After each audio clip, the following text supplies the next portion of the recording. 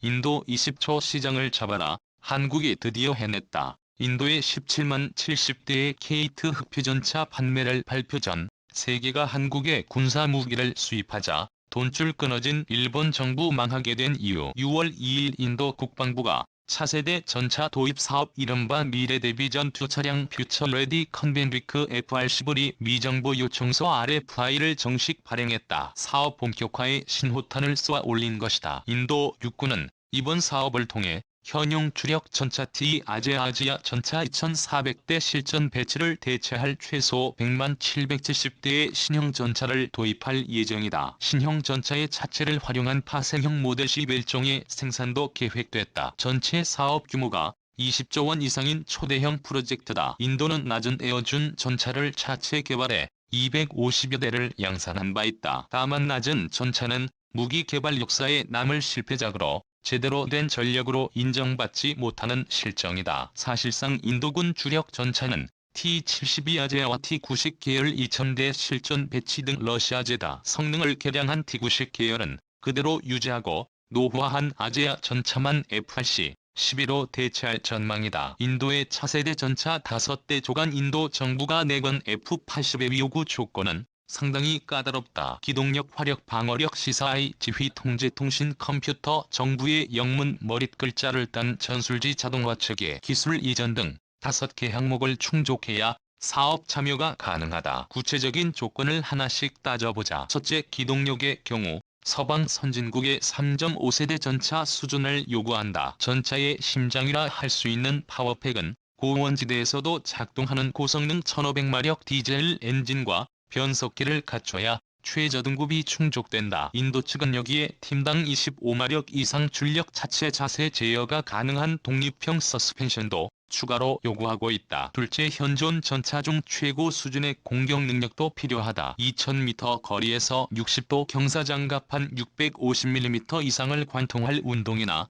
지탄 같은 거리에서 1000mm 이상을 격파할 화학에너지탄 운용 능력이 필수다. 강력한 폭탄을 자동장전 장치로 분당 6에서 8발 이상 발사할 수도 있어야 한다. 5km 이상 거리에서 지상 공중 표적을 모두 공격할 수 있는 주포발사식 대전차 미사일 운용 능력 원격 조종식 기관총 작도 기본 조건이다. 셋째, 방어 분야에서 인도 측은 미 육군의 M1 헤이트를 상회하는 장갑 능력을 요구했다. 적 화학에너지탄에 대해 1200mm 두께의 장갑판 수준의 방어 능력은 기본이고 15kg 극읍조 폭발물과 대형 대전차 지뢰로부터 승무원을 효과적으로 방어할 수 있어야 한다. 적대전차 미사일이나 로켓을 요격할 능동방어장치 피격 시 손상된 부분만 신속히 교체할 수 있는 모듈형 장갑 시스템도 갖춰야 한다. 넷째, 인도군이 구축하는 차세대 전술 정보 시스템과 실시간 연동할 시사이 능력이 필요하다. 모든 전차 승무원이 전장의 상황 정보를 공유하고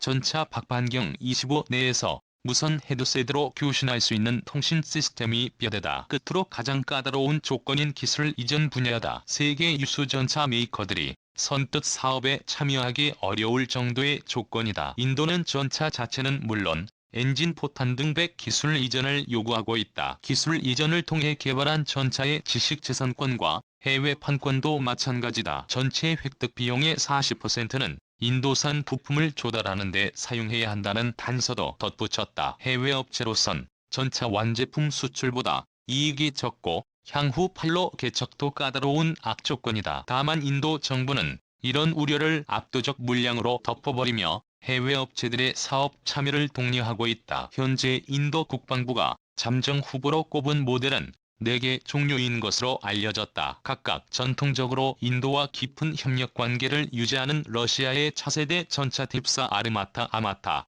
즉 최근 인도와 원자력 추진 잠수함 공동 생산까지 논의할 정도로 가까워진 프랑스에 의해 맥스 56 르클레르레 클라크, 우크라이나의 T-84 오플로트 M5플로뎀, 그리고 대한민국 현대로템이 생산한 K2 흑표계량형이다. 러시아와 우크라이나 조기 탈락. 인도는 일찌감치 T-14 전차를 F-81의 사업 대상으로 점찍었다. 다만 개발국 러시아가 최근 사실상 사업 참여를 포기하면서 후보군에서 가장 먼저 탈락할 분위기다. 당초 러시아 육군은 2020년까지 T-4 2,300대를 도입하겠다며 호언장담했으나 주포부터 포탑 동력 개통에 이르기까지 온갖 품질 문제가 터졌다. 현 상황에선 대량 양산조차 불투명한 골칫덩이 T-14를 인도가 떠안을 이유는 없는 듯하다. 또 다른 유력 후보였던 T-84는 우크라이나가 T-80UD 전차를 개량한 모델이다. 문제는 구식 T-80 전차와 비교해도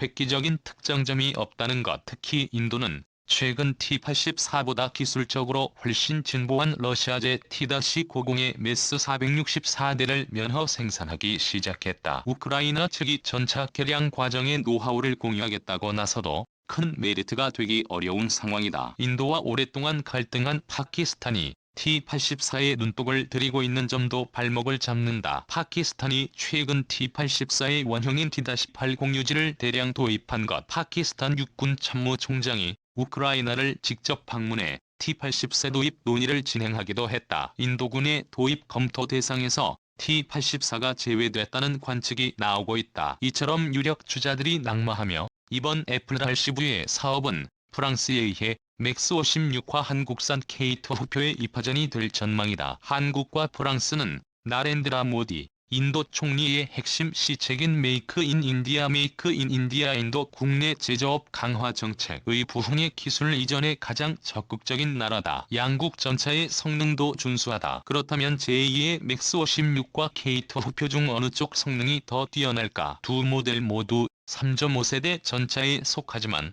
1990년대 초반 등장한 AMX 56과 2014년 한국군에 실전 배치된 K2는 같은 세대라고 부르기 민망할 정도의 성능 격차를 보인다. AMX 56은 3.5세대 전차 시대를 개막해 엄청난 기술 혁신을 몰고 온 명작이긴 하다. 다만 그 전설은 어디까지나 20년 전 이야기일 뿐 지금은 상황이 많이 다르다. 우선 인도가 중시하는 공격력을 비교해보자. JMX 56은 59경장 구경장 총포 구경 단위로 나타낸 총포신 길이 120mm 활강포를 사용한다. 개 투표는 이보다 강력한 55구경장 120mm 활강포를 채택해 화력에서 우위이다. AMX 56이 포탄은 650mm 장갑판을 관통할 수 있는 OFR-120이다. 한때 서방 세계 최강으로 불렸으나 20년째 별다른 개량이 없었다. K2가 사용하는 K의 지구 포탄은 800mm 두 개의 장갑판을 관통할 수 있어 좀 더 강력하다. K2 전차는 약간의 통합 작업만 거치면 사거리 5km인 이스라엘제 주포 발사식 대전차 미사일에 레이 H-AT를 발사할 수 있다. 분당 최대 사거리 85km에 달하는 주포발 사식 상부 장갑 공격 지능탄도 도입할 예정이므로 공격력 면에선에 의해 맥스 56과 견줄 바 아니다. 방어력은 어떤가? 2는 현존 최정상급 전차 포탄 K의 지구를 막아낼 정도로 든든한 방어력을 지녔다. 반면 제2의 맥스 56은 스웨덴 육군의 차세대 전차 도입 경쟁에서 방어력 최하위 평가를 받아 조기 탈락했다. 게이트와 비교하면 방어력이 한 수 아래일 것으로 평가된다. 인도 총리가 극찬한 K방산 저력. 이번 인도군 전차 도입 사업에서 기술 이전은 성능 못지않게 중요한 요소다. 인도는 입찰 업체의 전략적 파트너십 스트래터지 파트너십을 강조하면서 현지 업체와 협력 및 기술 이전 후속 품질 관리를 대단히 중시하고 있다. 최근 한국은 K9 자주포를 인도직에 성공적으로 납품했다. 인도 방위산업 역사에서 전무후무한 조기조기 납품이었다. 그 덕에 모디 총리와 라지나트 신 국방장관으로부터 전략적 파트너십 모범 사례로 극찬받았다. 기술 이전 측면에서 메이드 인 코리아가 좋은 평가를 받을 수 있는 상황이다. 인도는 2025년까지 사업자를 선정해 계약을 체결한다는 방침인데 지금까지는 K2 전차를 제칠 마땅한 경쟁자가 없다. 과연 K2는 인도군 FR-15의 수주라는 잭팟을 터뜨릴 수 있을까? 이 K2 흑표전차 한국형 엔진 달고 인도 수출에 뛰어들다. 제조사 게이트 흑표전차가 한국형 엔진을 달고 지난 3월에 첫 실제 사격에 성공했었습니다. 1986년 우리군 최초로 K1 전차를 실전 배치한 육군 8사단 강병대대는 한국형 엔진을 장착한 K2 전차 실사격까지 처음으로 성공시켰습니다. K2 흑표전차는 미래의 지상 전투 환경에 적합하도록 국내 독자 기술로 개발된 전차입니다. K2 전차는 120mm 55구경장 활강포와 신형 포탄 표적 자동 탐지 추적 장치 제어 가능한 유기와 평수 장치 능동 방호 장치 피하 식별 장치 시 4의 재개와 연동된 차량 간 데이터 통신 전장 관리 시스템 등을 갖추었습니다. 이런 K2 흡표전차가 후속 모델을 앞세워 인도의 차세대 전차 도입 프로젝트 사업 수주를 노리고 있습니다. 인도 육군의 미래 대비 전투 차량 F-85 사업은 오는 2030년까지 차세대 전차 170만 770대를 조달하기 위한 것으로 전체 규모는 20조 원에 달할 전망입니다. 게이트 흡표전차를 만드는 제조사 현대로템은 인도 육군이 최근 정식 발행한 FRC의 사업에 대한 정보 제공 요청서 RFI를 확인하고 입찰 참여를 긍정적으로 검토하고 있습니다. 인도는 2025년까지 사업자를 선정해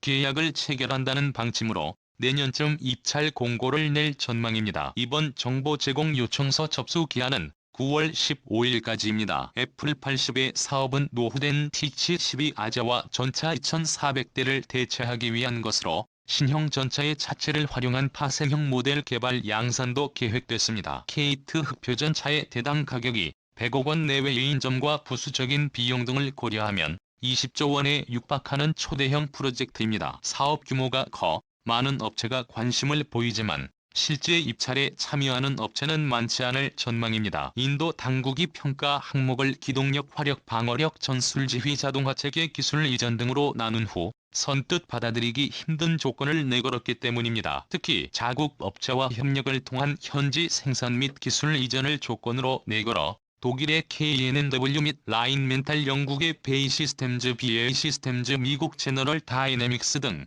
글로벌 방산 큰손들은 참여를 꺼릴 것으로 예상되고 있습니다. 반면 현대로템은 현지 생산 및 기술 이전에 적극적인 편이어서 인도 당국의 방침이 기회로 작용할 전망입니다. 현대로템은 대규모 수주를 따내려면 우선 제품 성능이 중요하지만 수출국의 지역사회에 기여하는 현지화 전략도 필요하다고 보고 있습니다. 실제로 현대로템은 노르웨이 당국이 추진하는 약 2조 6천억 원 규모의 차세대 전차 사업을 따내기 위해 현지 최종 조립을 제한하기 위해 잠재적 협력사들과 논의하고 있습니다. 2008년엔 터키의 K2 흡표 생산 기술을 수출하기도 했습니다.